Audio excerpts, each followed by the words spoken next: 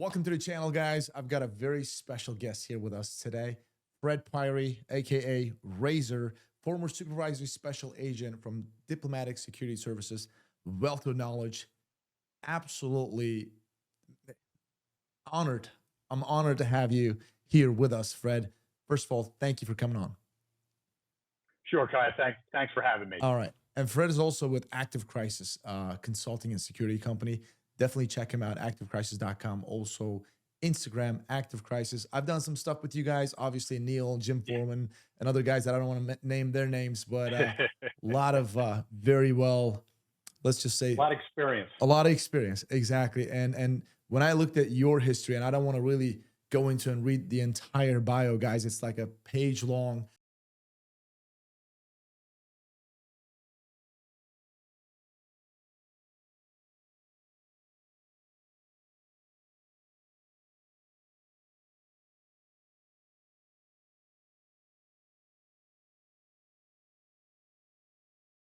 And Fred is going to talk about a couple of things that he's done.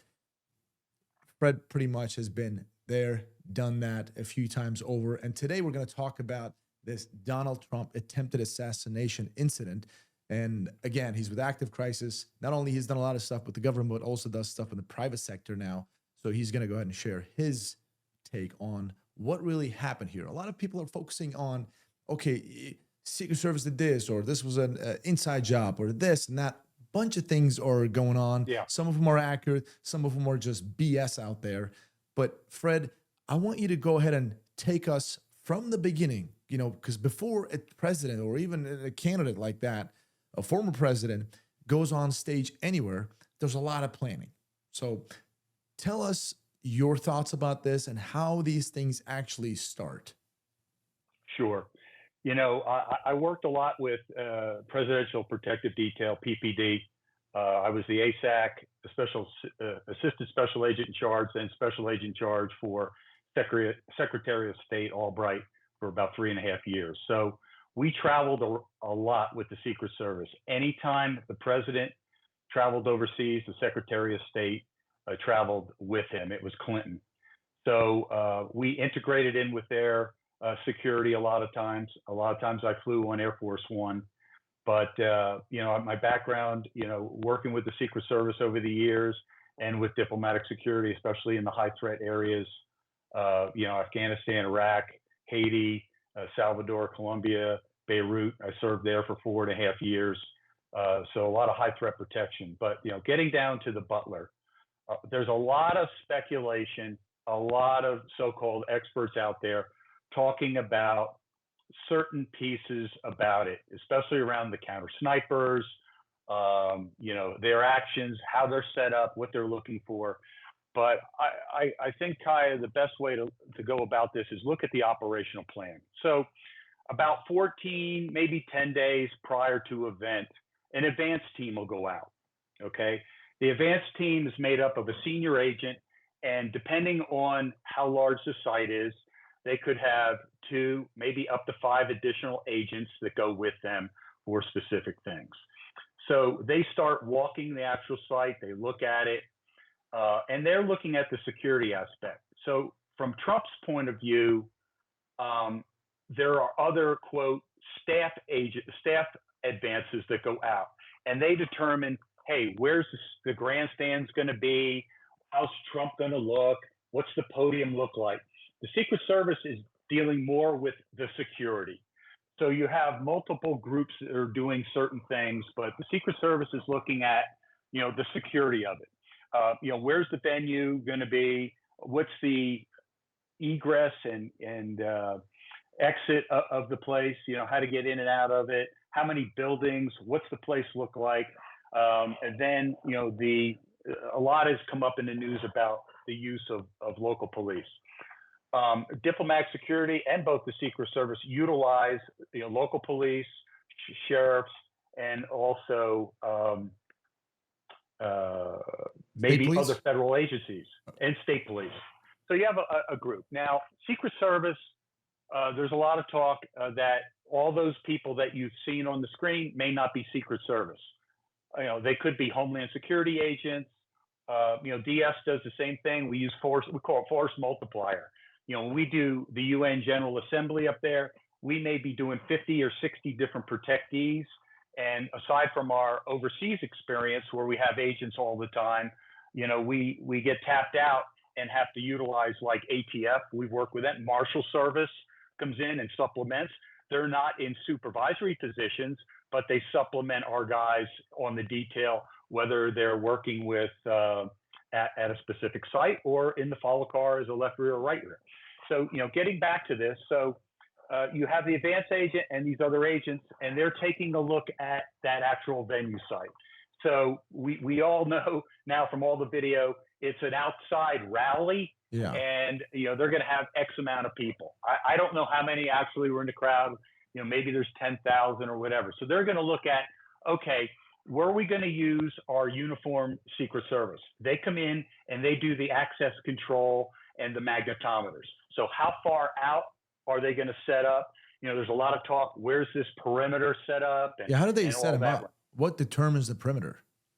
That's up to the lead advance in their op plan. They've got to look at what's the safe distance and how can we bring people in? How far are vehicles going to be allowed to be able to park a half mile away, a mile away? We deal in a lot of stuff at our embassies of that zone area there because we get hit about the car bombs. We were hit in the early 80s with Beirut. 3 different embassies. I was at the Nairobi bombing, came in there, one of the first teams to come in after that one. So, we're always looking at that setback. So the Secret Service is looking at setback there, and it's kind of a rural area there, so they can really push the setback way out, unlike being in the city, where you got high rises, you got a lot more complications. I mean, this venue site did not look that difficult to put together from an operational plan. There were buildings involved. They weren't right on top. The building that the shooter was in was anywhere from 130 to 140 yards away, depending on where you're measuring it is. So, that there's no vehicles within that area there. So, getting back to the operational plan. So the advance agents looking at all that one, their people are working with, so they have an agent working with the uniform division, figuring out where the magnetometer is going to be set up, figuring out when do we bring in the dog teams to start searching, 2-3 days ahead of time. Because once you start securing a site, you've got to maintain the integrity of that site. So you have to post either agents or cops on that site. It could be a day in advance, depending on how many buildings they got to search or areas. Because once the dogs go through searching for bombs and all that stuff, and they mark it, hey, this place has been searched, then they've got to keep that thing sterilized. And, people can't come in and out, and they got to keep the integrity of it. We work in New York, NYPD with Emergency Services Unit and stuff. They come in and literally, when they sweep the streets, they may spot weld the manhole covers, and then they tape it. So nobody can come up through the manhole covers and things like that along the motorcade route. So you can see how complex some of these things can be, and that's all put out in the advanced operational plan. So with Butler, they looked at those buildings, and they look out, a minimum of out to 1,000 yards, because that's what the snipers are trained at. And they could probably shoot out past that, depending on what the caliber. And I'm not going to get into specific, equipment or what they use and things like that. But, they're some of the best. They train with CAG and some of the other guys, and they're shooting. And after the fact, that counter sniper took out the shooter. So, they have different sectors that they're going to look at. The advanced agents working with that, and then the specialty teams, such as the counter snipers, they're going to review the plan. They're going to have their input, and they're going to figure out where they want to place and what the best vantage point for those guys are. And then, they've got to fill in the gaps and say, okay, we have so many agents that we can use. How many locals do we need, and where do we want them to be? And as you know, there's a lot of this finger pointing as to who's in charge. Well, ultimately, the Secret Service is always in control. Okay. Mm-hmm. And, there seems to be, a possible breakdown in communications with the radios. And normally in the op plan, you're going to put an agent with the locals so they have direct access to the Secret Service channel through that agent who is a liaison at that specific site, rather than let the locals just be by themselves. Now, there's a lot of talk that that building, that one-story building where the gunman went on, that there was a SWAT team in the actual building and not on top. And, there was speculation, did he bring a ladder? He bought a ladder at, I don't know, Home Depot or somewhere, but he did not use it. He went up on the air conditioning unit and climbed up top. So, there's a lot of things to talk about as far as the operational aspect as to how did he really get into the site. He was spotted multiple times. Police took pictures, but there seems to be some breakdown in communication to the command center. And that's what I wanted to ask you. So this is a really good point, and there's so many questions to ask here. Yeah. So communication. So they did the Secret Service comes out and they do the advanced scouting, right? They check the area. Yeah. They determine the perimeter. Okay. Yeah. And where the magnetometer is going to be, where the access points are, and where the manpower is going to be utilized at. Okay. Yeah. Number one, let's talk about communications. When you do this thing, you work with different federal agencies, you work with local, state guys, even sheriff's departments. And I've, as a former local, state, and federal guy, I've done all three, right? Yeah. I know how complicated in a big event the communication can be, because everybody's got their own communications channel. And they have this, you dispatch, you talk to a dispatch, and dispatch relays to another person. You play the phone game, and a lot of information is missed out or delayed significantly. In an event like this, how were the comms? I don't know if you know how the comms were here, and how it's supposed to be. Did you have one general channel that everybody gets onto? Well, the problem is the feds, we use encrypted radios, okay? And we're probably on a higher band frequency that's assigned to us, whether it's diplomatic security or the Secret Service. The locals, they have their own bands, but within an area, state police and the locals generally have, they call attack channel. In other words, they have their talk around where they do, the majority of their business. But if there's something that needs to go out, say I was Butler City, or sheriff. So they have their own talk around channels that they're doing in, and the records checks if they pull a car over, things like that. But if they need to get out to the state police or the sheriffs or something like that, they share a frequency, let's call it the TAC channel, and that, because that name popped up here, that they get on and say, hey, we need assistance, and it goes out over the net to the locals and the state police, and then they could render aid. So I had heard they had used that, and the police, when one of the police put the other one up on his shoulders, and they were up, looking over, peering, and he pointed the gun at him. He fell back and came in there. They had gotten on the radio on the TAC channel, which went to the command center. Now, from there, I really can't speak with authority. It's all speculation what happened after that, because there seems to be some time lag involved on how that information was relayed and when it was. Because the big question is that once that went out, why was Trump allowed to go on stage if they had that type of emergency that went out, that a gunman was spotted? He should not have been allowed to go up on stage at that point. Yeah, and from what I understood, that they have actually spotted this gunman with a rangefinder prior, and then he got lost in the crowd. And there was just some intel. Hey, there's a suspicious person.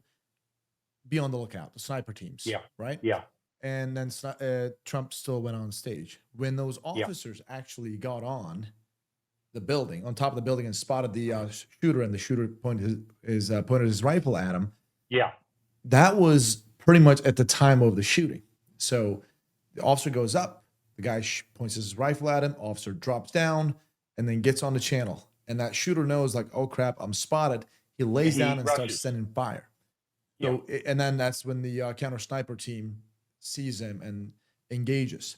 So there's a lot of questions here. Obviously, when it comes to communications channel, they have the state and local guys have their own little talk or TAC Yeah. channel that they do their thing. How does the Secret Service, like, so if that officer got on the channel, the radio is like, hey, there's a guy on the roof, he's shooting or he's got a rifle. Yeah. How soon does a Secret Service agent or do the Secret Service agents get that transmission?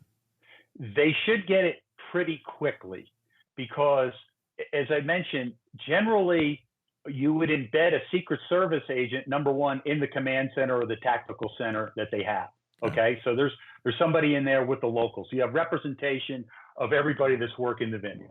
And then, as I mentioned, everything came back to the op plan and with the advances. And they're saying, okay, if we're going to have a tactical team over here, we're going to have one agent overseeing that one because it's within the perimeter area or close in area there. I want an agent with them acting as liaison. So whatever they're hearing, he can relay back on the radio right away, and you don't have a delay going to attack center. He can get ready to get on his radio right on the Secret Service net right there. So you have them. Now, they may not have an agent a mile away at a stop where the locals are directing traffic, way out, let's just say, way out perimeter. Mm-hmm. You work in perimeters, the inner perimeter, middle perimeter, outer perimeter, things like that. Definitely within that area there, you have Secret Service liaison working directly with their counterparts at the local level there. Okay. So that's kind of how things go. That's how we work things with diplomatic security also. And from what we see here is, or at least heard, that wasn't the case. Is that right? Speculation. Again, we won't know till a real investigation. And you get everybody, so-called experts coming out. You got people, they say they're former something and they're anonymous and they give their 2 cents into social media. And the problem with the internet, I'm not on my soapbox here, but it breeds contempt and it breeds conspiracy. Everybody's got their angles and saying, see, this is all set up and all this other stuff. I get rid of that chatter and look at it purely from an operational point of view and say, hey, what are the good things? What are the bad things? How could it be done a little bit better? When you saw, you're hearing, hey, we didn't have enough resources and we went back to headquarters and they denied this and that. But when you see different footage from people's cell phone, I'm counting after the shooting, they were trying to ram that one fence. There's 12 cops standing right there. Yeah, what shortage here? You know what I mean? And I'm going to get one man's shortage is another man's bountiful group. People talk. Like people are like, oh, this and that. I'm actually going to get to the whole manpower thing. I want to ask you some questions about that. Good. So in this case, there's some speculations about the Secret Service wasn't there present with some of the local guys and all of that stuff. But what I want to know is, how does Secret Service operate on this stuff? So there is a report that there's a suspicious person out there doing his thing. Yeah. How knee-jerk movements? Like how do I ask this? Like, how urgent is that? Do you guys just actually just be on the lookout, like how they did it, or do you guys just say, nope, until we find that person, you're not getting on the stage? I can tell you from my experience, that's a pretty high priority. If there's as they call it, person of interest, I don't want to get in naming it, but we utilize them. There's other teams that are operating that may not look like the protectee, the protectors there with the suit and tie or the open collar shirt and stuff like that. Yeah, operating in and out of those. That's the perfect thing. We call them, protective intelligence teams or their counter surveillance or something. They're ones to respond into that one because it never detracts from that inner diamond, that inner sanctum that is there for body cover and to evacuate the principal out of the area there. So they're not concerned. The only concern they have is what's going on. The other guys are doing the actual footwork, trying to locate this person or talking to the locals to get more information on it and things like that. So there's a lot that has not come out, but I'm sure the Secret Service was working diligently to try to find that person along with the locals and figure out what's going on. Because that, when you say person of interest, that piques everybody's attention level way up, and it's a pucker factor gets moving, and they need to resolve that. Okay. Because you're getting ready to bring your principal out in front of 10, 15, 20,000 people. So, okay, you haven't found the person. You've got a person of interest. Hey, sniper team, be on the lookout. The guy looks like this, yada, yada, yada. Yeah. But you haven't found him. Do you Yeah. still bring the principal out? That's a call that the supervisor has to make. There's a lot of determination there. What did they see? They just saw a person with a rangefinder. They didn't see a weapon. Was the person very close to the principal, or was he out and they spotted him around those buildings? So he's out further out. I mean, probably the last thing they were thinking was an elevated position of a sniper. They were probably more worried about somebody in the crowd, much like the squeaky froms and that type of thing, that was in close type proximity to the principal and doing that type of thing. So they were probably thinking to themselves, what is this person? We just got to make sure that we have distance or setback between the stage and the people, that could get access to Trump. Okay. So, you're always going to you're never 100%. So you got to weigh those things in there. Do I have enough people? Do I feel confident with my people? Do I have teams that are trying to locate this person? What was it about this person that piqued their interest? Was there a weapon, or, was just this binoculars, then they had rangefinder, and then it's back to binoculars. It was just this person wandering around out there. And then, when things got closer to the actual shooting, as you see, the guy with the hat and the beer can was being interviewed by BBC, said he told the cops a good 3, possibly 4 minutes prior to the shooting that he saw this guy up on that roof. So what happened there? No one's really sure right now. There's a lot of speculation. Exactly. What I heard about that is he was saying that, police officers weren't doing anything. Yeah. I don't want to say what I was told, what I've heard, let's just say, that police officers did go there. But again, it sounds like complacency. I don't know. It's a speculation that 2 cops went there and just walked around by themselves, and they did the whole boosting each other and kind of check the top. That's my point. Is that what triggered the 2 cops to go over, walk around, and then finally look up on the roof? That's what I heard. I mean? That seems to be plausible. Nothing's 100% at this time, but they may have checked the vicinity where they heard this person, and then getting that civilian to say they're spotting him up on the roof. Then the 2 come out, boost his buddy up, and then from there, wham! It seems to be that's when everything kind of went. Yeah. So I guess we'll find out, right? So I want to go back to real quick to planning thing before we move on to the actual event.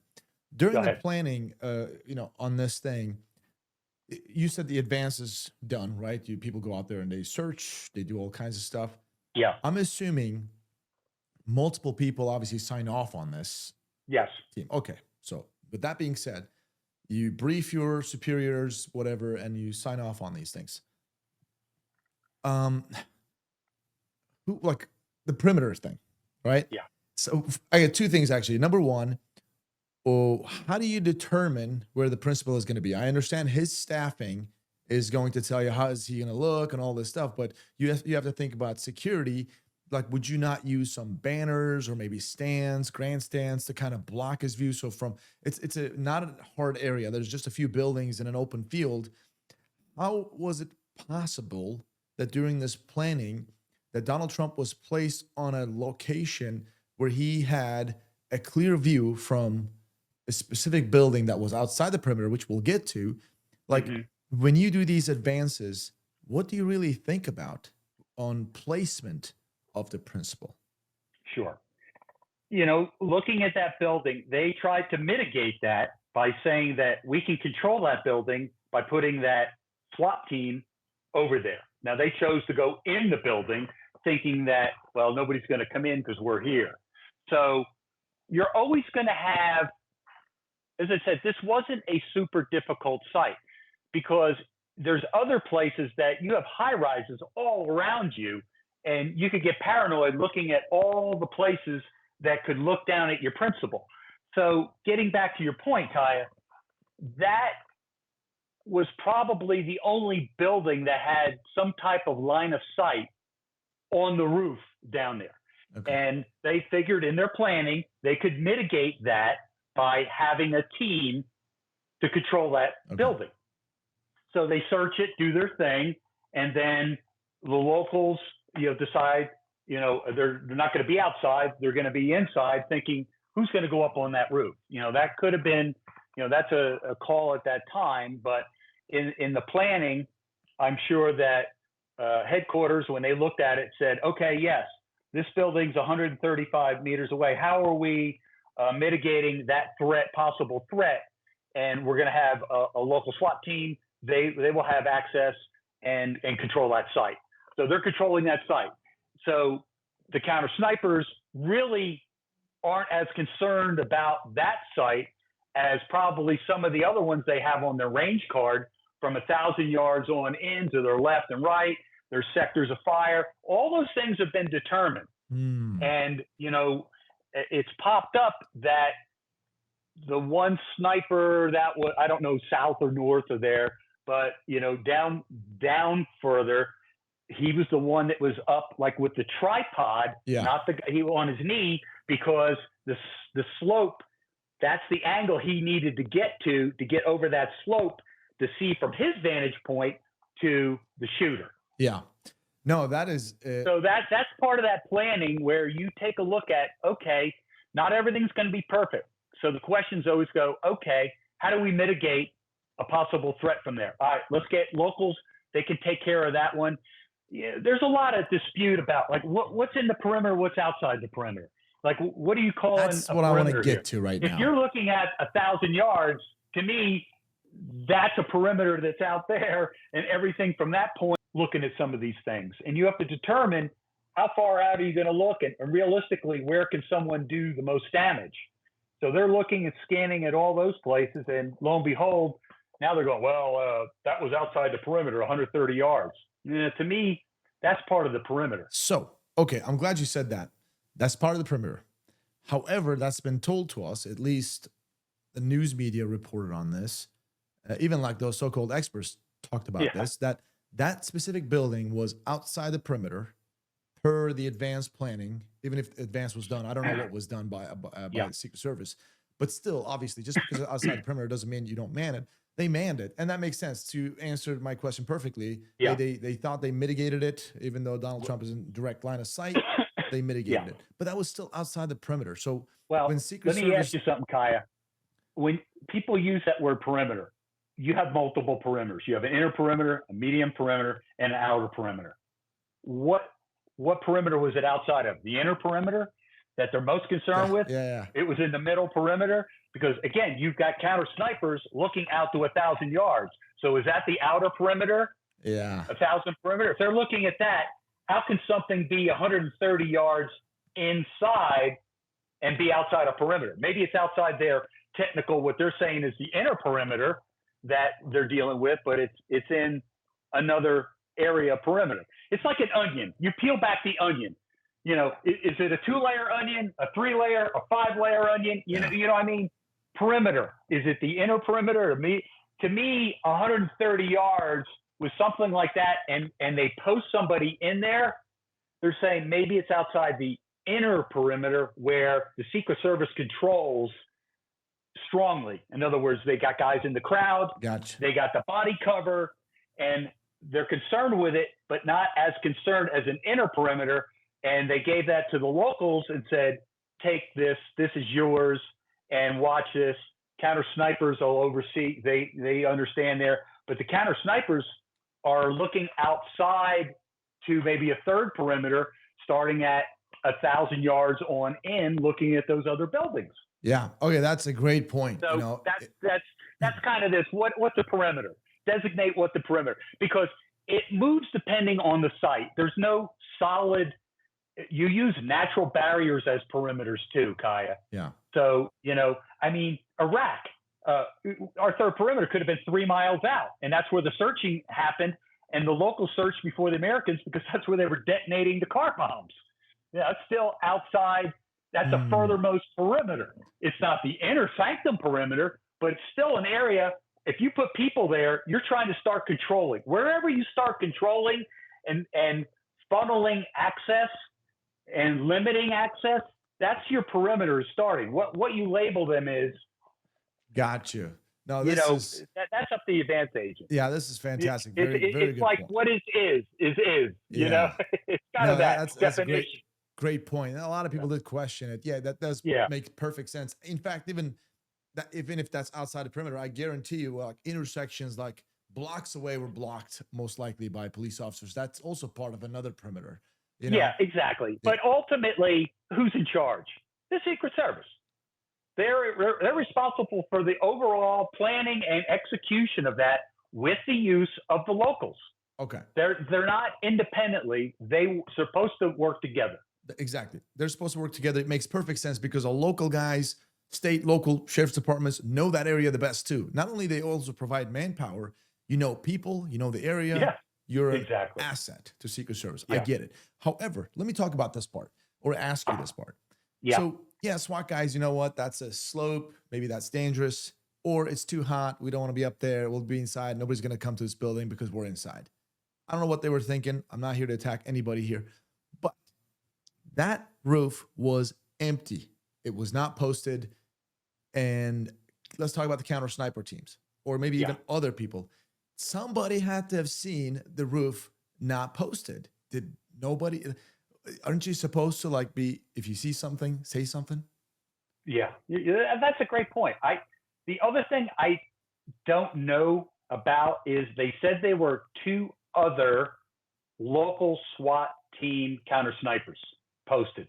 I don't know their exact location, and I don't know what their vector fields of fire were and what they were looking at. Okay. So that would make 4 counter sniper teams at that site, 2 Secret Service and 2 local or sheriff counter sniper teams that were posted. I don't know what buildings they were on. Nobody's talking about that at this time.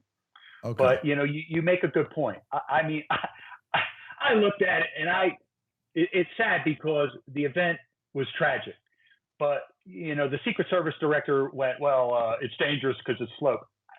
Kaya, I've been on church steeple type things, doing counter surveillance operations, things like that. Yeah. I've been up and watched with the counter snipers in Manila with the Secret Service, and I'm on buildings looking at other areas where they can't look at for vantage points. And I'm with binos and be able to report in as a protective intelligence team with stuff in our knapsacks, and we look, we blend in and things like that. So, and then you heard a lot of military snipers talking about Afghanistan and being up on high altitude area or high elevation areas on cliffs and things like that. So a gentle slope, that thing looked like a gentle slope. The only thing it did was prevented the vantage point for them to look down really from the counter sniper, the Secret Service counter snipers, because of the slight pitch. But it was a gentle slope. It wasn't, chalet. We got photos of SWAT guys and guys just standing over the body of the shooter, and it's pretty flat to me. I understand it's sloped there's 3 or 4 guys standing up there too. Yeah. So exactly. Okay, let me ask you this: if Fred Piry, Razor, aka known as Razor from Active Crisis, now you've got hundreds of missions overseas here with the Secret Service, DSS. You've been there, done that. If you were the guy who was doing the advance there, how would you have done it? I would have definitely looked at those buildings and said, okay, I want somebody on top. The closest buildings they could access within, let's say, 200 yards on in, get somebody on top of those buildings. Okay. Look at it. And quite frankly, if it was 90 some degrees, like it could be over there, you could set up a tarp to shade them out, because they're going to be up there for a couple hours. You got to take care of your people too. Yeah. So that some thought goes into that and says, hey, if we're going to control the site on the ground, we also got to control as much as we can of the vantage points that can look down at our principal. And as I said, that was a farm area and industrial buildings, no more than 20, 25 feet high. So you didn't have ultra high buildings that you were dealing with. I mean, Beirut, I'm there and I'm looking at 100 buildings that have access. It's just in the apartments looking down at the embassy. We tried a lot of things, to change things, different exits to come in and out, times of days and things like that to mitigate those types of things. But overall, that site shouldn't have been that difficult to secure. Okay. As far as the manpower that they had, now, again, you could have the manpower. Are you utilizing it properly? Are you giving them specific guard orders of what you want? Hey, I don't want the guys inside. If we sweep that place and lock the doors and we put tamper tape over the doors, we can ensure the integrity in there. But I don't think they thought that someone would climb up and they were thought if somebody's going to try to get in, could they access it from within the building? Yeah. I don't think they gave too much thought of, wow, he jumped up on an air conditioning unit and leapfrogged up onto that, a 20-year-old kid. Okay. So, yeah, and that all makes sense. I understand we're doing a little Monday night quarterbacking here. Yeah. I get it, and I got to be fair, but still, you've done these things. It's not like you haven't, right? I mean, I've never done it, but even though my background is the bureau, but I never did this. I just did counter intel stuff, right? Yeah. Okay. That makes perfect sense. Those guys thought that maybe there's some complacency and stuff, but in an event like that, I mean, President Trump, former President Trump, candidate Trump, nominee for the Republican Party, on an event like that, how many Secret Service agents, if this is not a classified, I know the numbers when I was in the bureau were all classified. I couldn't talk about them. I don't know about you here. How many Secret Service agents on average would be assigned to a detail like that? All right. Let's just say this, Kaya. Once the incident happened, how many people did you spot on the stage? On the inner, that's the inner perimeter, right? That's the protective detail. How many did you spot that came up the stage and provided body cover? How many were there? 6? Yeah, 7? Maybe 6, 7 or something like that. Yeah, maybe. Okay. Maybe 6.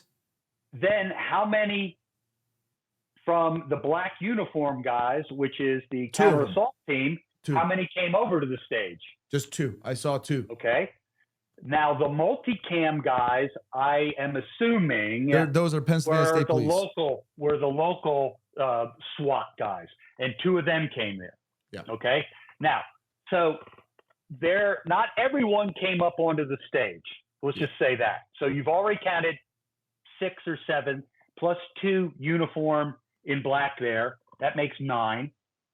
And then when they finally moved him off stage, which we'll come back to about how long and what was happening up there, how many were spotted around the vehicle?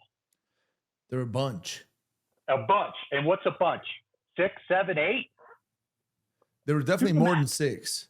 So let's do the math of what you spotted. Yeah. So now you're up 15-ish. Yeah. I would say maybe right around there. 10. Well, I'm just saying that's what you saw. Yeah. That does not mean that that could be just the low end of it. I'm not giving anything else because I'm just telling you to count what Kaya's eyes saw available in there. Okay. So what we're talking about here is there is like maybe 6 Secret Service agents jump on top, do the meat wall, right? And I did see some Secret Service agents just outside the stage, kind of with their pistols out, kind of looking out. So there's also that. Yeah. The Counter assault team counter guys. assault team, yeah, cat team, right? Two Yeah. guys were there, and then Two. a couple of SWAT guys. That's forward. Those Yeah. tactic. Those are actually offensive folks, right? And then when they got to the Hawkeye, the vehicle, Yeah. and there was just bunch. That's the when the girl was a couldn't bunch. holster and all that stuff. There's a bunch of guys Yeah. there, so gals and guys there. So yes, Yeah. there's, I'd say maybe 10, 15 we just spotted alone in uniform, in suits. At least 15 there that we're not giving anything out that you can't count up. Yeah. And I would say there are others that you did not see within our field of view. Gotcha. So Okay. So Plus, this whole thing where's that the people advances and the other guys too? The advance agents generally are close to, are generally going to be close to the principal, because when the supervisor and that team come in, that's their first eyeball of that. Yeah, they see pictures and all that kind of stuff, but they're traveling in with the principal coming to the site. So it's almost like a mother hen leading people around, showing you exactly where people need to be posted and all that kind of thing. This is all on the advance anyways. It's all in the op plan anyways. Correct. Every scenario. Everybody, it's scripted. It is scripted where people should be, and then it's scripted on your evac plan too, of who should come up, and that gets kind of a lead in here as to what was going on in that stage. Yeah. It's cover and evacuate. Those are the terms that they use, we use all the time. And what does that mean? Cover and evacuate. Well, Trump on his own went to the ear, he went down. Okay. There are other instances from other attacks on principals around the world that some just stand there and the agent in charge is responsible for that body cover. That you have to grab him, and we're taught a specific technique I don't want to get into, but get them low and take control. There's means to take control of that person and keep them low, and then you kind of engulf them around, move him off the X, and evac out of that area there. So ask away. Okay. There's a lot about that right there. Actually, let's jump there, but I'll address this and then let's jump there. So basically, when it comes to manpower, a lot of people just talked about Donald Trump was asked to get manpower and he was denied, and there's just not enough people there. That, in a way, we're kind of debunking that based on what we saw alone. I mean, what we saw alone, it's like anything else. You always want more. Well, yeah, of course. So but having more also creates problems too, right? Yeah. Yeah, you got people tripping over each other. Exactly. Now, I mean, so we're again. I don't want to ding them to say they had enough. I'm just saying what you and I have both went through, what we saw visually, how many there are, and what were their jobs and purposes. Okay. Based on and then all the support stuff that goes with it. Okay, yeah, based on your experience, and I know maybe you don't know specifically about this event. We know for a fact there were state guys, Pennsylvania State Police folks out there, the SWAT team. We know for a fact that the Butler, the local PD guys were there. I did hear about the local PD counter assault team, 2 of them additional, so there's 4, and with the Secret Service. Do you know if there's any other federal agencies were there as well, or generally are with Secret Service in situations like this? I can only speculate, but I could say this. Well, I could guarantee FBI was there. Yeah, well, that was my point. Yeah. The FBI is kind of doing independent, and they may be there for a threat information, like you just said, intel. What you say? Because I've run into them a lot of times. UN doing things, and there's FBI teams because they have specific information that they're looking at from an intelligence point of view. Now, it came out that there was a Iranian threat. I don't know who knew when at this point, and that'll be up to the oversight committee to find that out. But again, there's so much behind the scenes that's going on about what is the threat level on former President Trump for that specific event that's come in. Is it credible, or is it just chatter? As you know, the frequency is there's a lot of chatter. Right? Exactly, exactly. So, as far as other agencies, getting into, there was talk from other anonymous Secret Service agents say they were understaffed and they were utilizing Homeland Security For this special event? agents for that event. They were saying that. Okay, so you That utilize was Homeland that was Security. they were using At some what Homeland. Who capacity? I don't know. Again, that was some statement by anonymous Secret Service saying they were understaffed and other Homeland Security special agents were supplementing the detail. Now, where were they? Were they in the inner perimeter? I don't know. I don't know specifically where they would be. As I can mention, we utilize the ATF and marshals sometimes, but they generally weren't in the diamond or the super inner perimeter of there because they understand, maybe they had a course fundamentally understand protection, but they didn't do it all the time and understand all the techniques and protocols and procedures. So you don't want someone in the inner perimeter because they could be more of a detriment. We could be tripping over them because they're standing there. So the group that you saw up on the stage, I would say it's a good bet that they were all Secret Service. That's what I would think as well. And You would think. when we think about all these different agencies, the first thing I think of as a guy who's been in the field before, it's the communication. We all know when things go bad, everybody's yelling, people are just tripping over each other. You can't get on the radio. You're trying to scream something, somebody else is talking. My one partner, you've met him, Jim. So what does Jim do? Jim was at Dev Group, and he was an E9, and he teaches. We teach a leadership course. Yes. Leadership and comms are the two big things that are the downfall of operations. Look at Uvalde. Yeah. Both the things I just pointed out: lack of communication, because you had everybody talking. They had 390 law enforcement there. Who's in charge? And there was no clear leadership of who was in charge giving the orders for them to go. The weapons were there, and BORTAC, the Border Patrol Tactical Unit, just said, hey, we're feds. We don't listen to locals. We're going in to stop this thing. And that's what happened. But everything always boils down to comms and leadership, generally. And not as much manpower, but those two things will rise to the top, I'm sure, when the Oversight Committee starts peeling the onion back on the after action report on this operation. Yeah. So I would say that those two things are going to be at the top. At the top. One of the first things I said when this thing first happened, I was like, man, I want to see the comms. I want to see the transcript on what was said at what time, what happened, because I guarantee there's going to be some chaos there because those counter sniper guys, when did they hear that there was a threat? Like when this thing happened, or did they actually hear the gunshots? You're absolutely correct. The so-called experts are saying, they had it and they were tracking that guy. And then that one sniper, finally got up and, he got off, the bad guy got off 7 to 8 rounds and then was killed, with a headshot by the counter sniper. One round, SR-25, one round, 308 in the head. Yeah. So when you're right, how much time was going on prior to him setting up and getting ready to engage that target? We don't know at this. There's a lot of speculation. So-called experts are saying, was there 2-3 minutes and they started following it.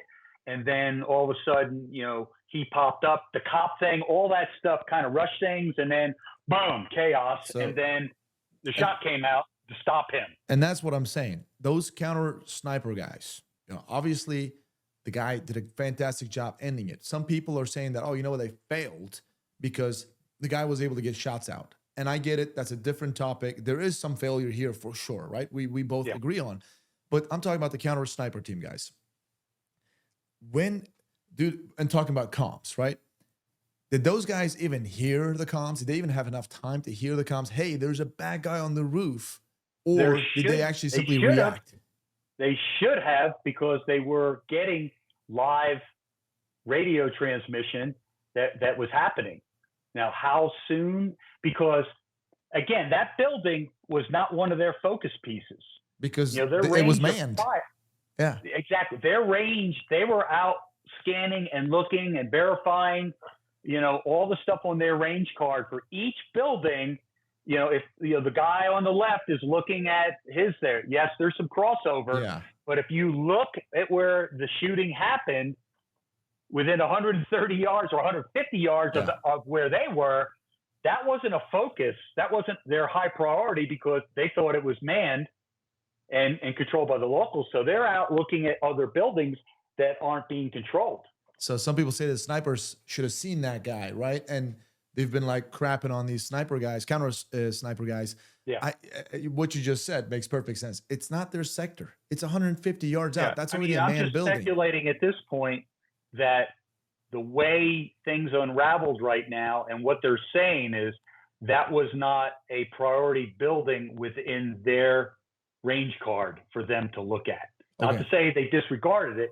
They knew where it was and stuff. But again, the locals were supposed to have control over that building. And the last thing you're thinking about is somebody on the roof of that building where the locals are. That is, that's great information, right? That's great information. Those guys had their own range cards. That's not the priority. And I know a bunch of the guys from the old days and stuff. Those guys are professionals.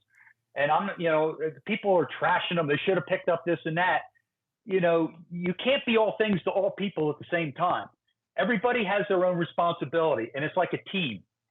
If it's a football team and a guy misses his tackle and he's an all-pro tight end and the ball doesn't come to him because the linebacker went through the tackle who missed his block, that's where the team unity comes in. You got to rely. You're only as strong as your weakest link. Yeah. And he's got his sectors, and he's waiting. That tight end's waiting to do his run his pattern and get something from the quarterback, but it never came. And then all of a sudden he may have, and if there's a fumble, then he's got to redo, and it changes the game plan. So these guys have a game plan, and they're looking at specific targets that are within their sector. Yeah. And then all of a sudden at the last minute, what is that time frame? I don't know, but it's a short fuse, and they have to now move over onto that target over there, and they move over quickly and neutralize the target after the rounds came off. And that's great. From what I saw, and based on my little experience when it comes to stuff like this, I think those counter sniper teams, especially the ones that took the fire, well, they actually ended the threat, let's just say. I think they did a fantastic job. They moved on very quickly. It's very obvious that they had very little time, if not none at all, and they were able to end that thing and probably save a lot of lives. I understand and you're absolutely correct. And there's a lot of armchair quarterbacks out there and a lot of former, quote, snipers. 130 yards headshot, that's a pretty easy shot. You don't know the vantage point. You don't know how much of the head they actually could see because of the slope.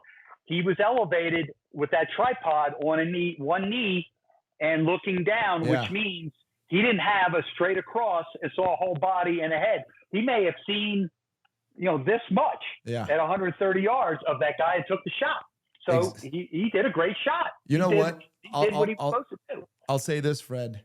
150 yards is an extremely easy shot when your target is a silhouette, a paper or steel that you're used to shooting at a flat range. Let's just say that. Yeah, exactly. And move on from there. And I want to move on to this. Yeah.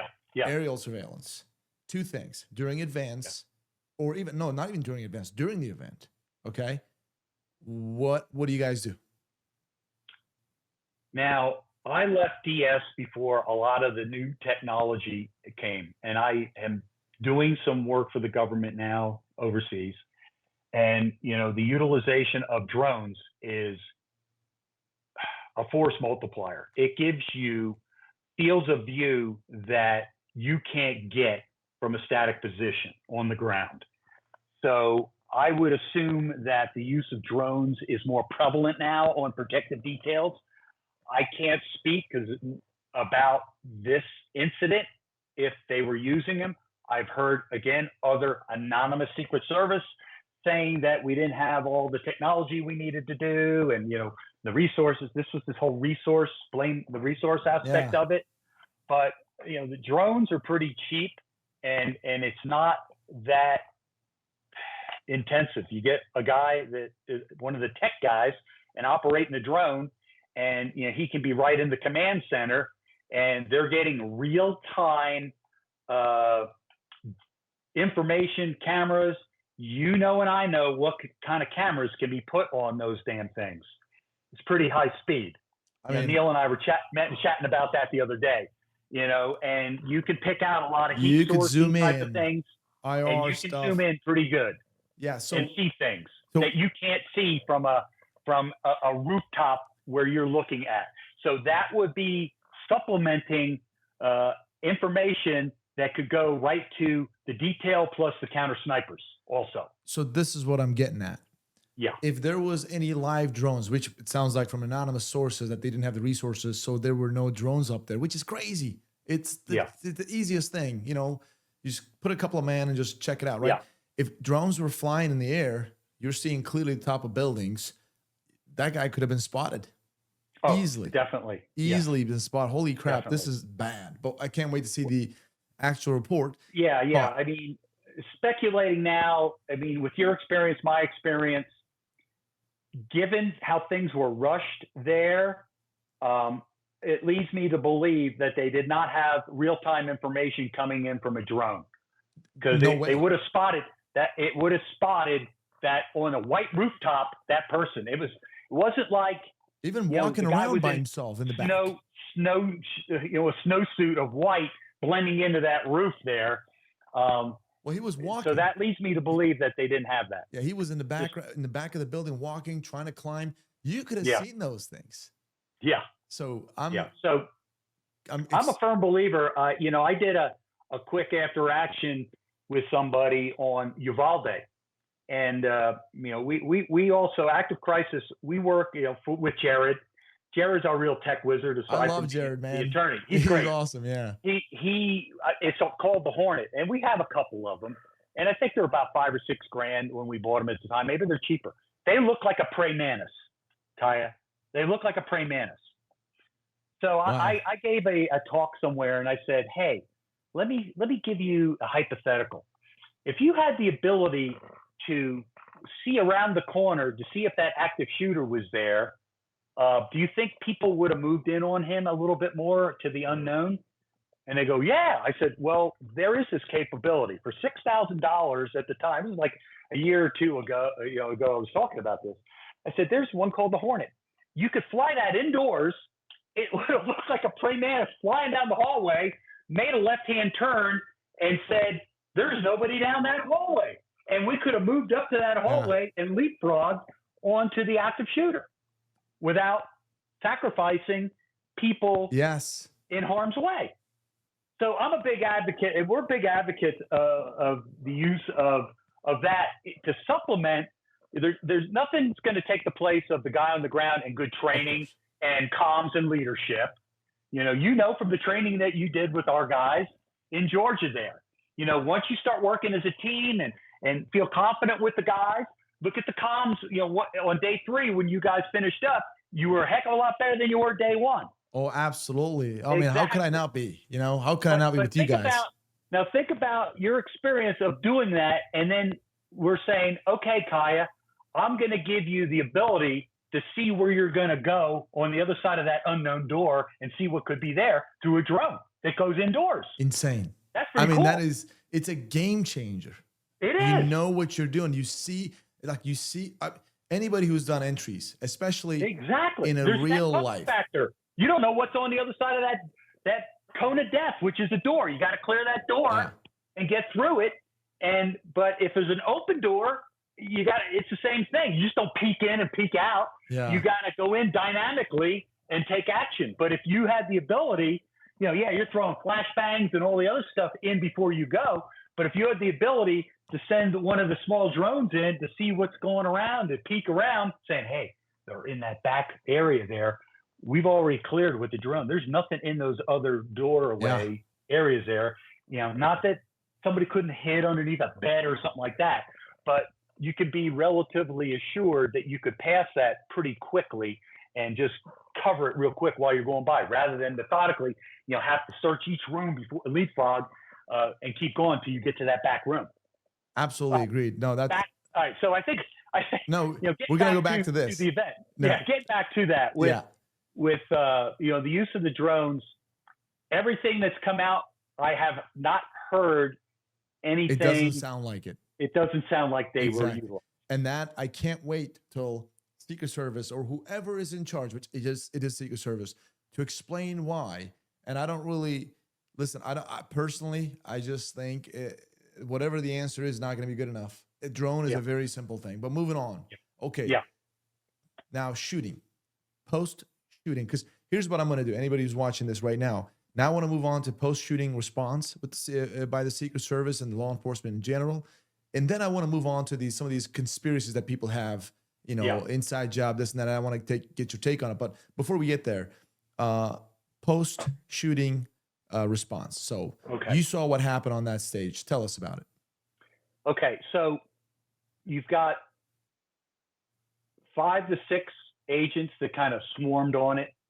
Generally, the agent in charge, he's responsible ultimately for the body cover, and you have the shift leader. And the shift leader is basically your on-site commander. He's giving the orders and things like that. Your agent in charge is worried about one thing, and that's the principal and the body cover and stuff like that. So he's going to get in there and basically collapse on him and take charge of that. Now, you saw everybody kind of collapsing, coming up on stage, and then joining arms and coming over, and Trump was down, and basically the SOP or the procedure, what you're looking for is, hey, the first thing is get him out of harm's way. So he had already ducked down. Now, there's certain protocols, and I don't want to give away some of the things, but a lot of it is, if stuff was coming from the crowd, if you saw that front area in front of his the podium, lectern, right? the microphone, podium, it went up about 18 inches and stuff like that. That probably afforded you some protection. However, this shot came in from above. Yes. Okay. So you're but did out they in know the that? open. Did they know that when it was happening? Well, I don't know. That's the thing. I mean, it appeared when he went down. So they're like, first off, he got shot, blood. These people are seeing blood, and they're trying to do a quick assessment. It's not a triage that you're doing there. You're kind of saying, hey, can you talk? And if you could talk, we're going to move your butt off here. Then we're going to do a quick assessment and triage, because you don't know if there's going to be a second shot. And we always use the term, you got to get off that X. Yeah. And, I could, when I was teaching the counterterrorism stuff to DOD and State Department personnel over that one, we would cite different terrorist attacks, take them apart and say that. And here's one. In the 70s, the Baader-Meinhof group was a terrorist group in Germany. Okay. And they had ideology. They were a real left-wing type of thing. But at the time, I don't know the exact year. Let's just say 77, or maybe it was 79. It was in the 70s. They killed Herrhausen. He was a wealthy individual. And the incident was very, at the time, technology driven.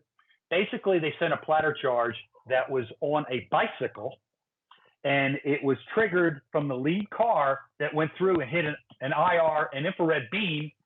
And the time they had there, and they scouted this thing out in their pre-operational surveillance and everything, and they knew the speed of the cars going down about 35. So they knew once it broke the beam that would trigger the timer, and they set it for, let's say, 0.7 of a second. That was the distance of the amount of feet from the limousine, from the lead car, and that would put it where this bicycle was locked up and parked with the shape charge. And it sent a copper platter right through the limousine, which was armored, and killed Herrhausen. The driver, I believe, survived, but the technology and, even the shootings and things like that, we always say get off the X, because You don't know if there's a secondary team on the ground that was going to do something. We didn't know if there was a secondary shooter there. So I saw one YouTube, and a guy was on there, and he had a real heartburn over this thing, and they failed and they did all this. Well, the pucker factor's up. They're exposed, those agents. Okay, we could say one was too short and all this one. They jumped on the field, Kaya. They jumped on the field, so they were in the know. They were up there trying to protect Trump, and they spent a minute and 58 seconds. This guy had a clock on his little YouTube of the amount of time from the shot and when they got up there, surrounded him, and the movement down till they got him into the vehicle. So what's my take on that one? Yeah. They could have been a lot quicker, and it was hard for me because somebody had a boom mic and you could hear, hey, what are we doing? What's going on? There was some confusion up there. Yeah. And it was hard to figure out, at least from my angle of watching a YouTube, as to who was controlling everybody up there and who took charge to move him to the hard car, the Suburban. Okay. So there's a lot of criticism out there, even on the interviews that I've given to some national TV about this. Everybody complained about and even asked me, right? I have no Secret Service background, but they asked me too, hey, how come Secret Service just panicked like that? And how come they were so disorganized like that? And I'm asking you the same question. If that's the case, if that's how you feel, well, first of all, number one, do you feel that way? If so, how come? Were they panicked? No. Were they overwhelmed? You go from 0 to 100 pretty darn quick. Protection is 90% boredom, 10% pure insanity. Okay? And they were in that 10% that some of them have never seen in their career. And they didn't run away. I'll give them credit. They got up onto that stage. And again, they exposed themselves. I had people saying, hey, they look like the Keystone Cop. The one agent had a hard time. They're, putting grabbing her sunglasses and doing different things. I'm not going to get in. Dude, Fred, I'll stop you right there. I'll say this. I said this when I was on a panel interview. Like I was a correspondent to a national television channel. Yeah. And there's a couple of guys. They're saying, oh, you know what? They were criticizing. There were a couple of journalists, right? I started when it was my turn. I was like, number one, pretty much anybody who's criticizing all those folks, they've never worn a uniform, walked in their shoes. It's so easy to do it. When things happen like this, panic or being overwhelmed, this stuff happens. That's why you train to kind of minimize that stuff, but it does happen. Have I not panicked or acted something similar in a shooting or some crazy things going on? 100% I've done that too. It happens. That's why you train to kind of be better. But do they deserve to be criticized that much? My after action on that one is I think they could have been quicker to get him off the stage. Now, to get into that, the fist pump thing looked cool. That's a no-no. You protect him so nobody sees. Again, as I told you, evacuate and cover. The agent in charge controls that body. Okay. You keep him low so the crowd can't see him. You double him up, double him down. You don't let him stand up. You take control. Then where's my shoe? Hey, somebody will find that Gucci Ferragamo shoe later. You keep moving. I don't care if you're barefoot. You're moving off that X at all costs. Okay. That's not a place that you stand because, you get into it and you understand cover and concealment. Okay. Cover is something that gives you the ability to get behind that could possibly stop some bullets, depending on the caliber. Concealment is something that just shrouds your look. That's all that little podium did, is conceal them a little bit. It did not afford them any cover. So if you took that away, basically any type of shooter could have been lobbing rounds at that big mass of bodies up there. And again, they're wearing body armor. But body armor it's a 3A. Stops what? 9mm, 45, maybe a 44. But it ain't stopping a 223, and it's not stopping a 308. That's what I'm saying. So So what they were wearing was not going to stop that 223 from what correct. I've seen on them. Yeah, you need to evacuate and cover immediately off that X and get him down into the hard car. Okay, Okay, so they were a little which slower. That's what you're you saying. need to evacuate him as soon as you can. Is if you know, sir, are you okay? Oh, what? If he's saying that, I'm dragging him and I'm moving and let's go. We're gone. We're gone. We're taking charge of that whole group and we're providing cover and grabbing him and we're getting down those steps within seconds. Okay, question. Off the X. Question. Donald Trump is 6'3", probably 240, yeah. 250 pounds minimum. I'm not an expert on the weight thing. Yeah. And there was a lot of criticism that there's a female agent who was like 5'5", like couldn't cover his body when he was like, she was doing this. And I'm not knocking that female agent down at all. I'm just simply telling you what people are saying. So she was clearly not able to cover the entire body of Donald Trump as a meat shield. What are your thoughts about placement of an agent like that in a inner perimeter protective circle? All right. Here, look, I've worked with all types, and I'm a big diversity because it gives you an insight. We can't all be this Viking warrior look, and you know everybody's 6'5", and you know they're moving this thing. Here's what I say to you. Trump should have never stood up, so she would have been viable to cover him. You see what I'm saying? Okay. I mean, I'm 6 foot, not quite sure how tall you are, Kaya, but his head could be 2 inches or 3 inches above mine. But the agent in charge should keep him low, where that group, when they're hugging and doing their thing, kind of like the Ninja Turtle look, I call it, is really covering his body because his profile is down. But he was exposed because they didn't control him, and he's got his arm out there. He's standing straight up. So that's an SOP, right? To keep him down is a part of the exactly. SOP. Cover and evacuate. Keep him down low and move him so he's not being seen by the crowd and whisk him away. Gotcha. But and at 2 so different the agent times, in charge, he stood up and you know he did the fist pump. So agent in charge over there should not have let him up. Low. No, sir. Correct. Nope. You don't get to do this. I don't care what you say. Sir, we'll get your shoe. Don't worry about that, sir. Stay down, and I'm going to keep you. I'll put my body on top of him down there. And I could give you examples where we came. I did that in the 90s in Haiti. You know, we came under Cedras was the military leader. We were going to bring Aristide in. They flew a bunch of foreign ministers down on a Canadian thing, and we were in a meeting outside at the airport. And Cedras sent troops out when he heard he was the opposition, that they had come in there, and the foreign ministers were fleeing, getting onto the plane as soon as they could. And we had to get back to our vehicle with the ambassador. I was jumping off the second floor, and I said, Ambassador, you got to jump down to me. We've got to get off here. We got to get low. We got to get away. These troops are coming in here, and they got that look on their eye. We could be all shot. So, you know, I grabbed him by the belt and took control of him. And, you know, when we got into the vehicle, I'm laying on top of him. We broke through a couple checkpoints. They're shooting at us. And, you know, we just kept going till we got back to the embassy. And he's looking at me, and his eyes are white. And I said, you okay? Everything good?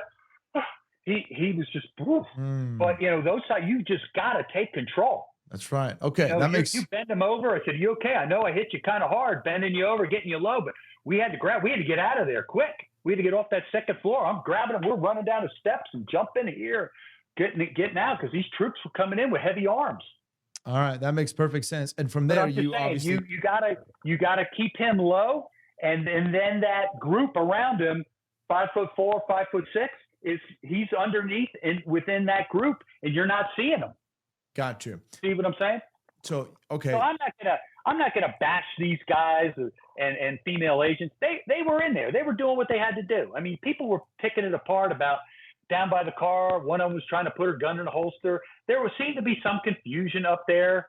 You know, what are we doing? Those are supplement agents. I heard that they were taken from the Philadelphia, like a field office over there somewhere in Philadelphia. They were not part of Trump's actual permanent detail. You're always going to have that. You're always going to have TDY, even Secret Service or DS. They're going to have the people that are working the detail full time, and they're going to be supplemented by the Pittsburgh field office, the Philadelphia field office, and they could be sending 5 to 6 agents in there. Gotcha. And they could be posted in the crowd. They could have been posted right off of the stage. And then when, the firing happens, they collapsed on the principal. Gotcha. Maybe they never even met each other before for this thing, but their training took over where they were collapsing on the principal. However, they did spend too long on the X. They should have got off the X. Too long on the X. And should have kept him low. I know it's a beautiful photo. He's defiant. He's got a fist up there. That should have never happened. Gotcha. Very good point. All right, moving on. Moving on. Thanks, Fred. So now what I want to know is there is, so when this thing first came out, like literally within 1 hour, I did a video on my channel within 1 hour. Yeah. And I said, listen, there's not much details here.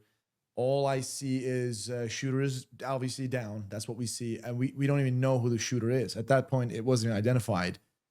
I said this. I said, listen, first of all, this cannot be, because some people say that it's an inside job or Trump did it to himself or whatever. I said, this looks to be a work of an amateur.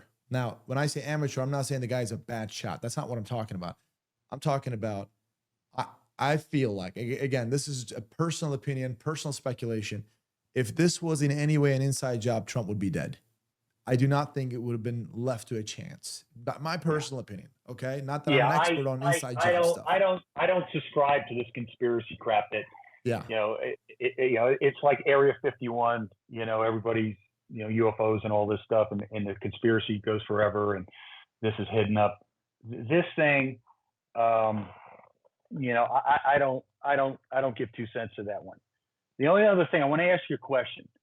So when you follow in those YouTube videos and follow him off the stage, what did you see before?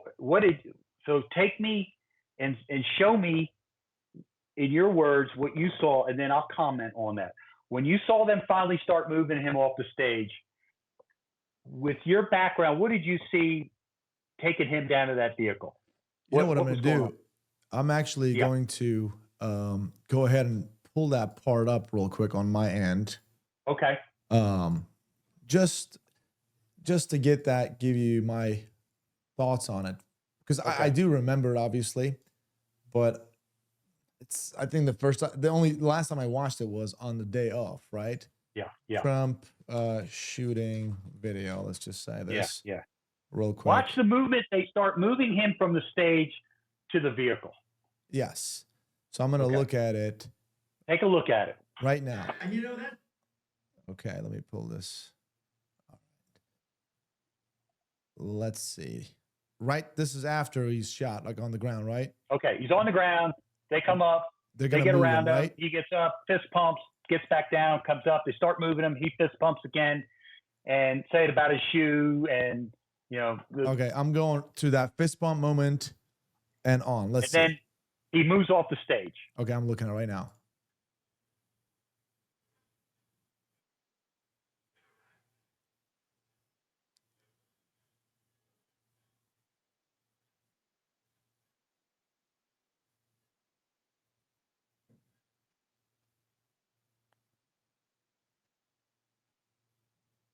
All right, so. Okay.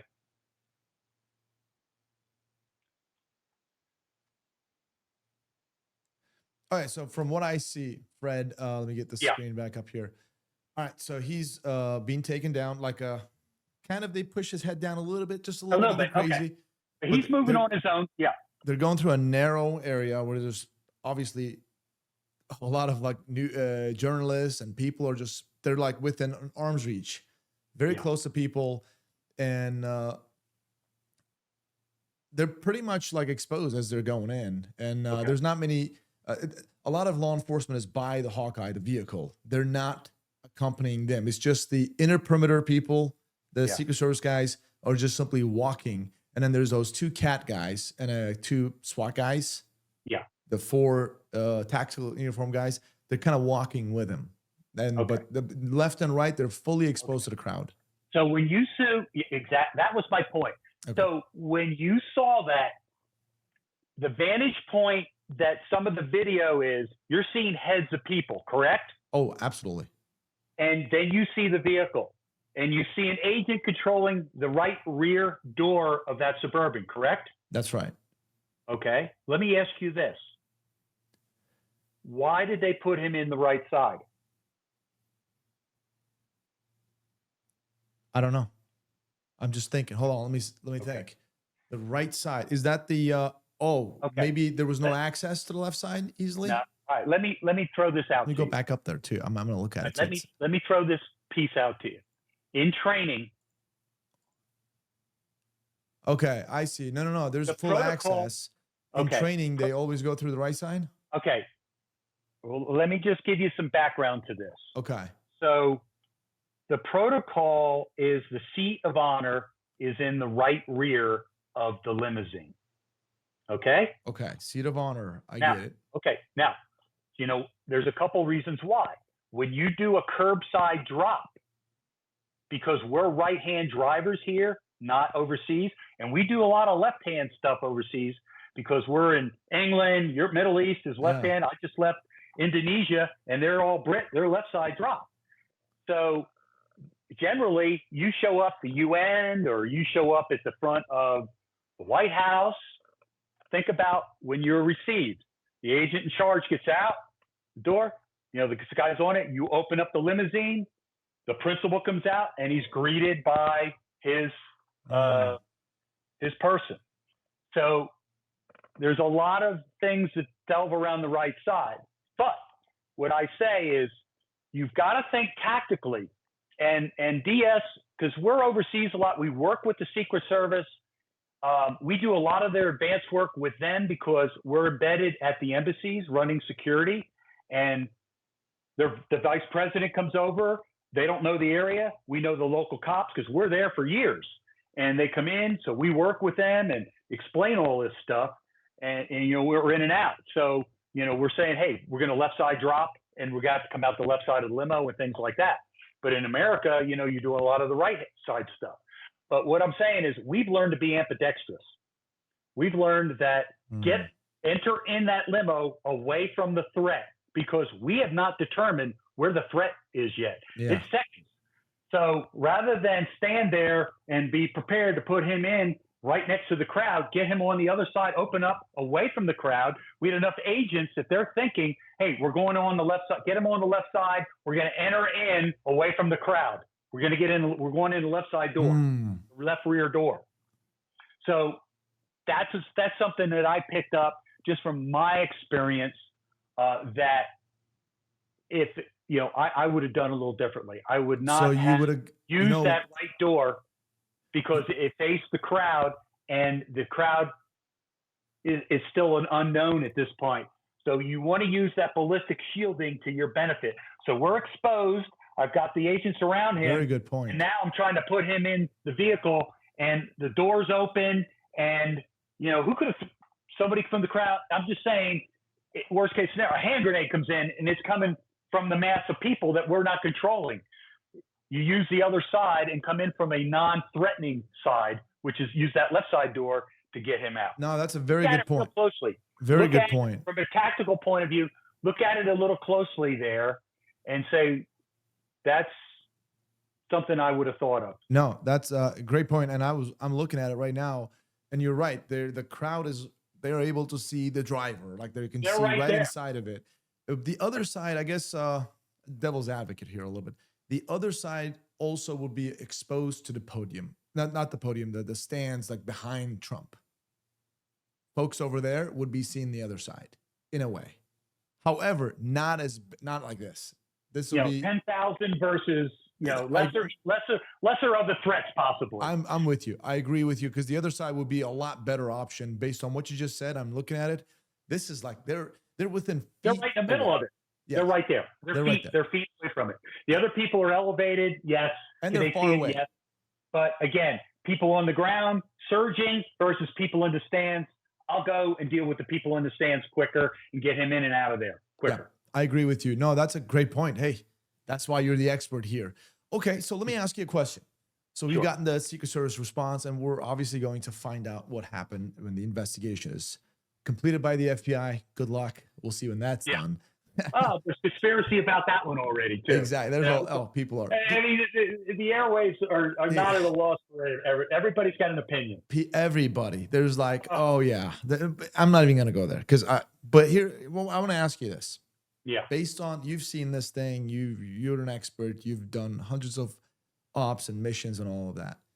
Based on what just happened here, do you believe this is a work of a professional or an amateur? You know, I don't know enough. Every day you hear something new from this kid. Okay. Yeah. To me, the kid's an amateur. Okay. Okay. I know can I stop you right there? And go ahead. Okay. I'm sorry about that. But let's just say you just heard about this incident. It just happened 10 minutes ago with the limited information. We don't know who the shooter is, but we just know he's dead there's a lone shooter that we know. It's dead on the roof. Your initial thoughts, it's a professional work or an amateur work? I would have thought till they unraveled this thing that it would have been someone more experienced. And why is that? To evade the fact that evade the local police who were on the ground. I mean, in other words, there's steps to a terrorist attack, and we'll call it a terrorist attack. Okay. Okay. Once you select the target, you're going to do pre-operational surveillance. Okay. Which he did. That means exactly. Yeah. So you're going to determine what's the best way to get in this place, and how do I go undetected, because I know that there are going to be cops on the ground. Now, Kaya, you know this term, suicide by cop. Think about this thing. He's exposed on that roof there. He has to realize that the outcome is going to be that he's not going to survive this thing. Yep. I agree. I think he 100% knew, especially after he was spotted and he started firing. I mean, we could talk there's a couple angles here. You could say amateur, professional, and mental health. All these things and crossover, and we could bring some shrinks in here and talk about these things. But we do know that the shooter conducted pre-operational surveillance by coming out. I don't know how familiar he was with that. I don't know how many times he's come out. I don't know if there's video cameras that were on site at those other places that picked him up once the FBI starts bringing in raw footage from all this. But we do know that he came, because here's the question. How did that gun get in there? I think he pre-staged it. He pre-staged it, which means he came in before he was there before security took over the site. So he was in a pre-operational mode in that area before the Secret Service and the locals shut that place down. And also he knew the area. He's from. He knew it, and he was familiar with it. So. Did you know that he flew a drone? There's a report that he flew a drone. I heard that today. I don't know to what degree. I don't know if that's true. He has drones. So in what capacity, did they have it? What video, what was he looking at? Was he looking at rooftops, areas where he felt the best vantage point was? I don't know what use he was doing with the drone at this point. And then I heard he had 3 encrypted accounts. I don't know what that means. I don't know if they were email accounts. I heard that accounts. too. I'll be honest with you. I don't know what they were. Yeah, they encrypted accounts. I mean, having encrypted stuff right now is very common. I can do it. I don't know what that meant. People speculated, and then when they said that there was an Iranian threat, I heard this one. Oh God, yeah. I heard that he could have been a third party removed through his gaming. Apparently, he was using. I don't know what the name of the game was. I'm not familiar with some of these games, but he texted it within the games. It said July 13th is going to be this memorable day, this other stuff. So I'm sure that he befriended gamers on the game, because you just don't play games once if you're a 20-year-old. So you're into that by a couple hours a day. So there's a theory that he could have been being manipulated. I mean, they're bringing Lee Harvey Oswald and the Russians into this thing, but they're bringing that he could have been manipulated by a third party, and unbeknownst to him, that Iran was backing this person, and through the gaming app and him texting back and forth with a gaming partner that he has, and Iran was involved in this thing. I mean, Listen, I think this is this conspiracy thing. we all know, obviously, It's just Iran. what I see and what's there. But getting back to your point, is he a professional? I'd say he got pretty lucky. That's what I'm saying. So here's why I said my personal opinion was, hey man, this is the work of an amateur. As in, yes, he got pretty lucky. Law enforcement went complacent. He exploited that area, which is smart. He's smart. But the reason I said it's a work of an amateur, because I truly believe 150 meters, like less than 130 meters. Yeah. If you are a professional and this is like some bigger pictures involved here, there is no way Trump would be alive today. As a shooter, I'm telling you this. I'm telling you this as a shooter that, and I'm not even like, I'm good in like CQB type, like close range shooting. But I know my way around an AR-15, right? Yeah. And I'm not saying that's a headshot from 130 meters is not easy, especially when you're rushed, right? Yeah. What I'm saying is, if this was a professional, as in like there's some bigger force behind this, I feel like Trump would have been dead. That's my personal thought. Yeah. The thing about this amateur or this 20-year-old is that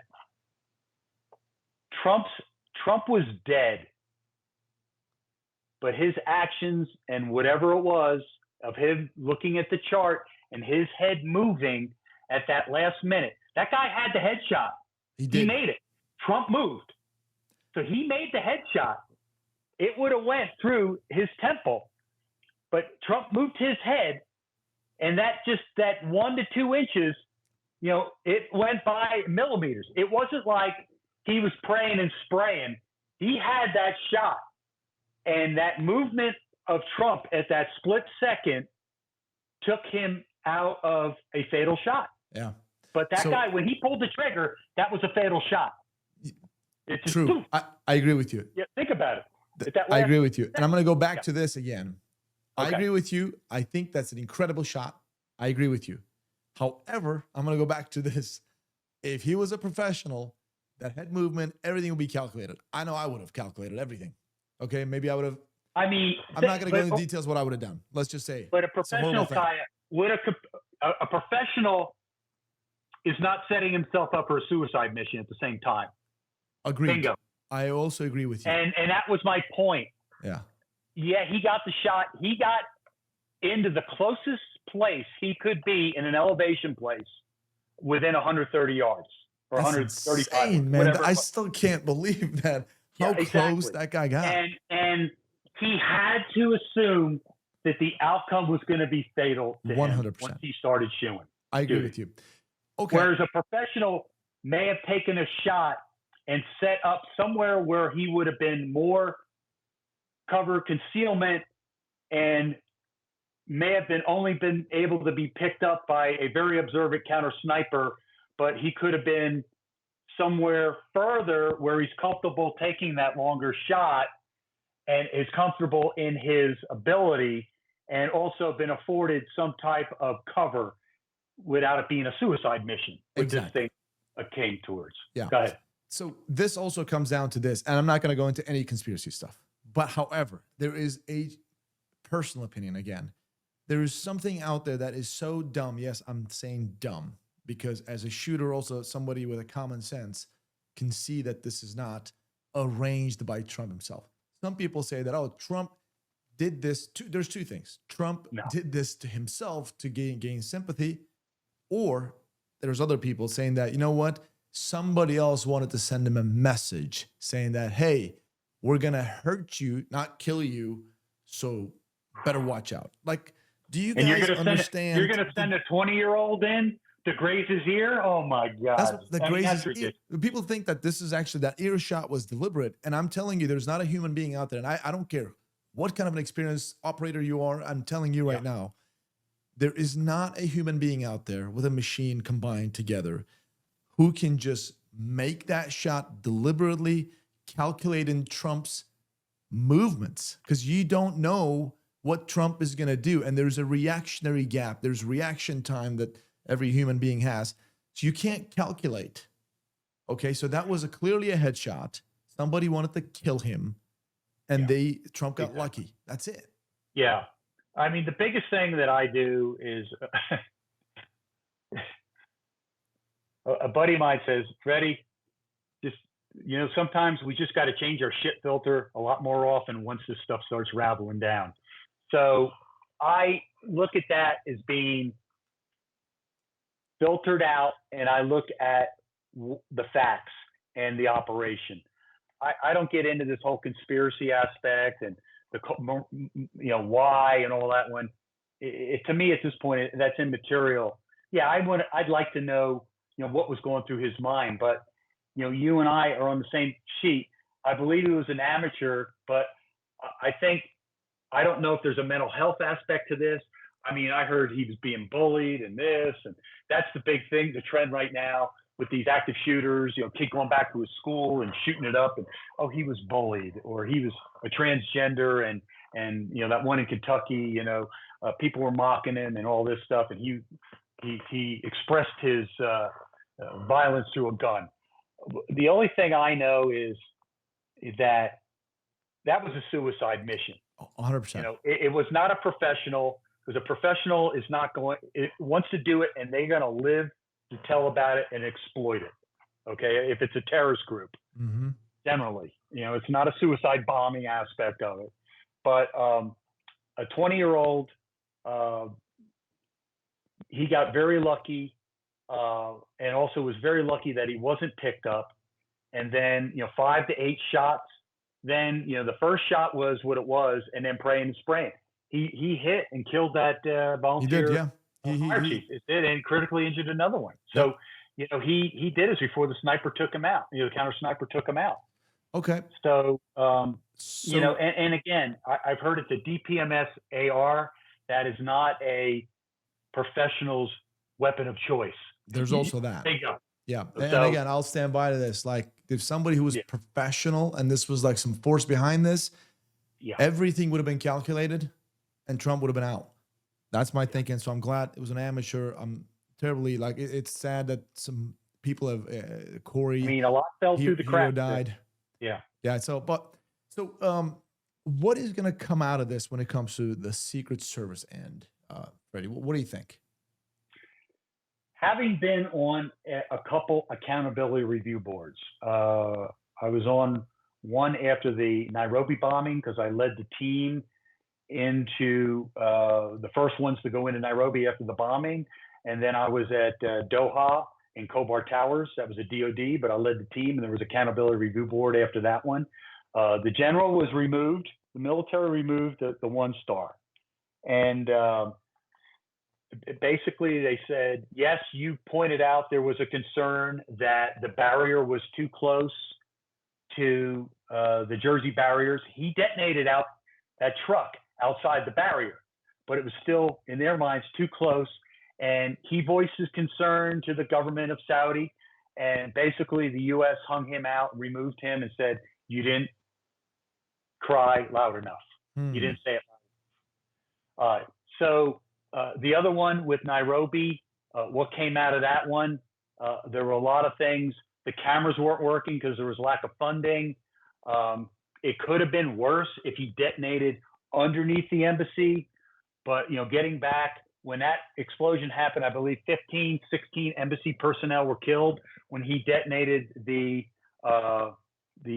pickup truck bomb right outside.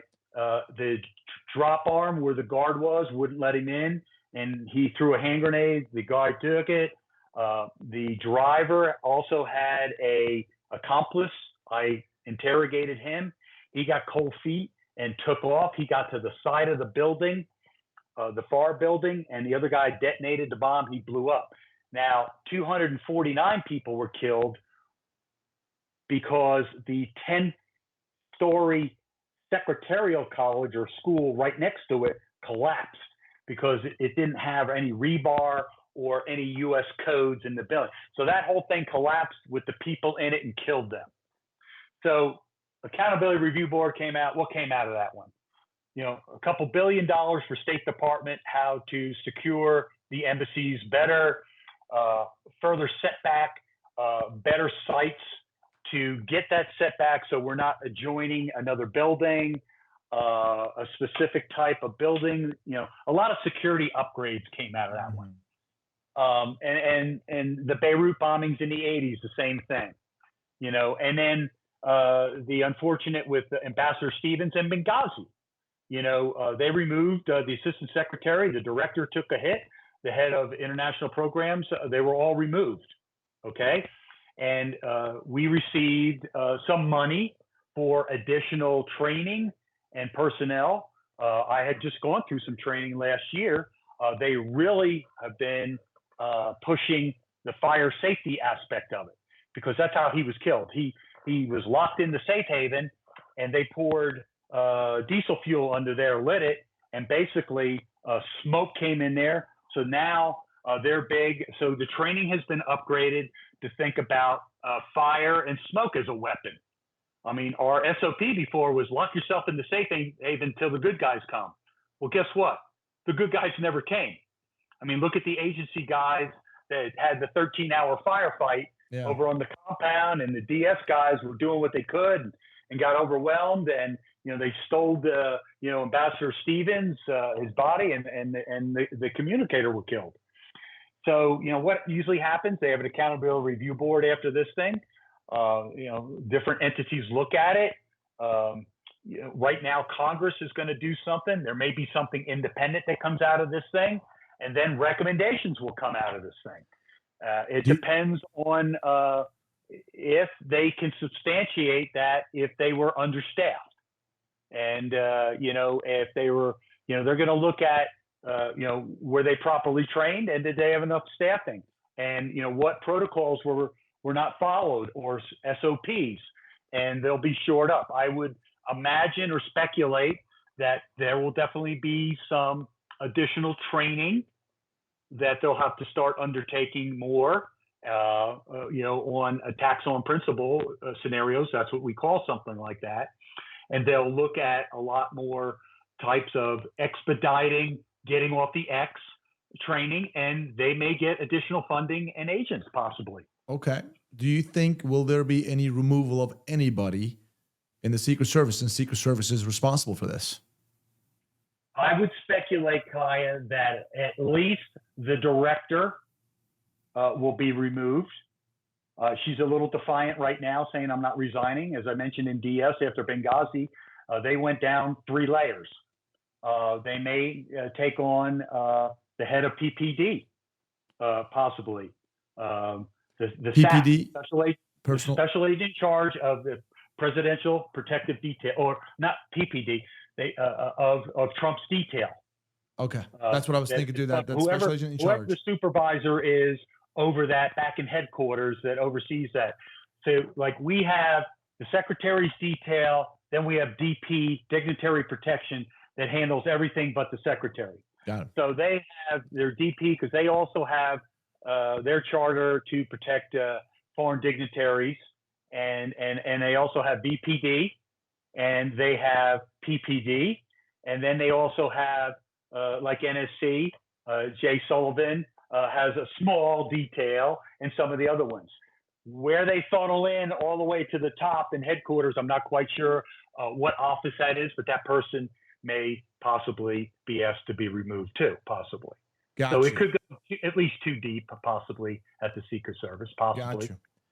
Well, Fred, thanks a lot. This has been a fantastic chat with you. Did you want to add anything else about this entire detail? No, it's just every day something new is going to unfold. But the things that I saw are not going to change, and that is the evacuation, the fist pumping. Yeah, keep him down, cover and evacuate. Get him to the vehicle. Always look at getting into the least threat area. So you've got to determine that one there. And again, command and control and comms. Those areas, I think our chat, that's been the thrust of what we've looked at there. Command and control, and that stems into working with the locals. That's all command and control too.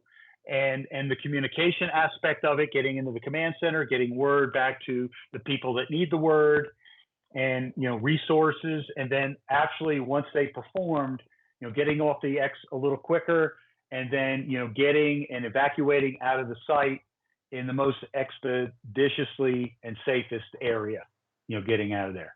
They went, I believe I saw some video, they went directly to the hospital. So they had leapfrogged. I saw a couple Secret Service at the hospital before the motorcade came in. So they had resources to get them out over there. So, they may have been a minute or two ahead of that motorcade, lights and sirens and moving like crazy. You know what I'm saying? Yeah, but, of course. They were there because you don't want to go in hot where you don't know the unknown. You don't know who's there. Yeah. You want to at least have a friendly face before you enter anywhere area. And it could be a minute or two. Yeah. But, you're in there. At least they had somebody on the ground there. So that's kind of it. Gotcha. I mean, all this other stuff is speculation. I mean, I've seen guys talk part 1 and part 2. So about 4 hours with, just on the counter sniper aspect of it, and the weapon system and where they were looking and this and the type of shot and what was the rules of engagement, and somebody was citing this and somebody was citing that. You already know what the rules of engagement are before you ever step out. You know that as an FBI agent. Do they have the capability and the means, and are they within proximity? I mean, I had to jump on a guy one time. He goes, "Fred, the guy's got an AK." I said, "Yeah, I know that. We're in Afghanistan. Everybody's got an AK. Is he a perceived threat at this time? He's 400 yards away, and he's not pointing away. He's walking down the street. You can't take a headshot on the guy. Yeah. Just because he's got a weapon out there. But this is clearly different. The guy took the first shots, and it's all that. Yeah. And you could what if? Could they have shot him if he didn't take the shot and they spotted the weapon up there? I will say yes. And you got to look at. Yeah. He had the capability and means, and he shouldn't have been there. Yeah. And definitely, you could have neutralized that threat. We don't kill people; we neutralize threats. Yes. Yeah. No, that's so you're right. It could have been neutralized. It's you don't have to wait till someone shoots at you to be able to use deadly force. I mean, if you want, you can. Whoever's watching this, but you may not be around much longer. So take that risk. Do what you need to do. But that's police service. All right, Ty, it's been a pleasure. It's always great working with you. Yeah, it's been absolutely pleasure. Check out Active Crisis, guys. Fred is one of the founder of Active Crisis. They do fantastic job. Some really good, credible guys. Jim Foreman, former SEAL Team 6 Neil, operator and commander. Love we that just guy. I could speak real quickly. Colin Kilrain, a former retired three-star admiral. Yeah. Integrating in with us and as a SEAL, one of the highest ranking SEALs there. And he's good. At the operational, we're planning and stuff, but we work with police departments, the SWAT training, active shooter programs, executive protection. All these types of things, and everything we do, like Neil said, red teaming, corporate security. I know all about it because I'm pretty good friends with you guys. You had Neil, and Neil, I couldn't say any better. And I always said, we got to give the 20-second pitch. We're a boutique security training consulting company that everything we do is tailored to the specific client. And we don't have a can thing. You come in because every client is different. Every SWAT team we work with is different. So we don't come in and go, all right, we're going to start at this level. We look at their capabilities and build from them up. If we came in and just gave a can course, it doesn't work that way. Yeah. So everything we do, we tailor to the specific client. That is so cool. And I've done training with you guys. Not only I obviously know you guys personally, great friends of mine, Jim, Neil, and other guys I'm not going to name because they're still kind of active a little bit. Yeah. But legitimately, guys, check out activecrisis.com. Also, Active Crisis on Instagram. These guys are, in my personal opinion, and I'm trying to be unbiased here, one of the best, if not the best, security training company out there, because you guys don't just do little CQB stuff or like little tactical training that a lot of people do. And I'm not knocking them down. I'm sure they're fantastic too. You guys do much, much more than that. And like, look at you, Fred, your background, the stuff you've done. We got a page. I got to read a page, 8.5 by 11, just to read, your background, you know, and we got the colonel, Yeah, the admiral, not the colonel. I'm sorry, and admiral, and we've got a you bunch know, of other everybody says, guys, you right? know, when are you going to retire? You know, I'm passionate with this. I get excited about this stuff. I just came back from a 4-month TDY for the government, and working with Neil and Jim and the boys, they keep me pumped up. You know, Neil's my son's age, Yeah, and it's fun to work with him because he's full. I look he's a back at stud. that stage when I was his age, where we were, and it keeps me motivated. And you know, he asked me my opinion on some of the stuff, and I say, hey Neil, let's do this and let's go here. You know, running and gunning. You know, it's kind of behind. You know, it's more of the planning, preparation, Yeah, the red team. You know, the higher end stuff, but in consulting. But you know, working with the guys, and Neil always says everybody stays within their swim lane, yeah, and we get along because we have all Type A personalities, yeah. and it's good because everybody brings something to the table, which is great, and Now, that's exciting, and that's what keeps me pumped up. the But active crisis, the best yeah, group of guys I've seen in a security agency. Like you guys, I mean, we became friends. I mean, I had known Neil obviously, but we became friends instantly with yeah, everybody. So it's fantastic, and I'm sure we'll be doing way more yeah. stuff I together. appreciate it. Thanks. That's Yeah, great. That's yeah. good. Check out activecrisis.com, guys, and Great. also Thanks. Active Crisis on Instagram. Fred, thanks a lot for your time. Really appreciate it. It was very valuable. I'm sure people are going to find this very valuable. Thank you. All right. Thanks, Kaya.